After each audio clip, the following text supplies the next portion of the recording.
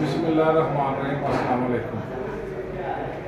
मैं तुहाडा अपना भरा तुहाडा अपना वीर मुजम्मल पुच्छर की हाल चाल सारे। कल मैं पहली अपना वीलॉग बनाया सी ते अपलोड किया, तुसीं सारे ने बहुत पसंद किया माशाअल्लाह। सब्सक्राइब भी लोगों ने किया और बैल आइकन का बटन भी काफ़ी सारे लोगों ने दबाया, बहुत प्यार दिता। तो मेरी यही तुहाडे नाल गुजारिश आ कि तुसीं इस तरह मेरी आने वाली वीडियो सबसक्राइब भी करो और बैल आइकन का बटन भी दबाओ। तो मैं गल करनी सी, मैं गल तो होर करना चाहता सी, लेकिन मैनू जो कमेंट्स भी आए और कुछ लोगों ने परसनली फोन भी किया कि तुसीं कल जी गल की सी, गल तो तुसीं करदी बड़ी बड़ी, लेकिन तुसीं सिर्फ बंदियां नूं मर्दां नूं यानी उन्होंने मुखातब किया, तुसीं साडियां औरतां नूं मुखातब करो, बीबियां भैणां नूं मुखातब करो, ताकि उन्होंने पता चले, क्योंकि नस्लां मावां जिहड़ियां ना वो बनाउणियां ते मेरी बीबियां ना औरतां ना मावां ना। माँ बहुत बड़ा एक लफज है, बहुत समुद्र जिन्ना बड़ा है। माँ नस्लां बनाउंदी है ते मेरी मावां नूं गुजारिश है कि वो अपने घर च अपने बच्चों नाल मां बोली पंजाबी उहदे विच गलबात करन, ताकि उन्होंने पता चले, स्कूल जान, कॉलेज जान, यूनिवर्सिटी जान, अच्छी आला तो आला तलीम दिवाओ, अच्छी तलीम दिवाओ, उन्होंने जमाने के नाल चलना सिखाओ, जो कि माँ बाप का हक भी है।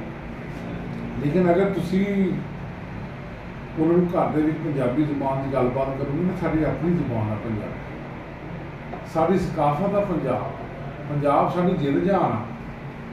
तो मैं कहांगा कि तुसीं अपनी मादरी जुबान बोलो।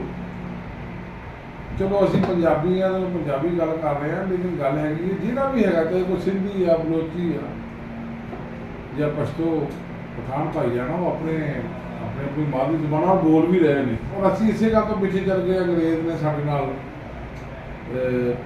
पंजाब की ही वंड की, असीं पाकिस्तान ते हिंदुस्तान पंजाब ही वंड होया, पंजाब के लोग इधरों उधर चले गए, कुछ लोग कुछ इधर आ गए, लेकिन साडा जिहड़ी साडी बेसिक सी ना उन्होंने तबाह बर्बाद कर दी अंग्रेज़।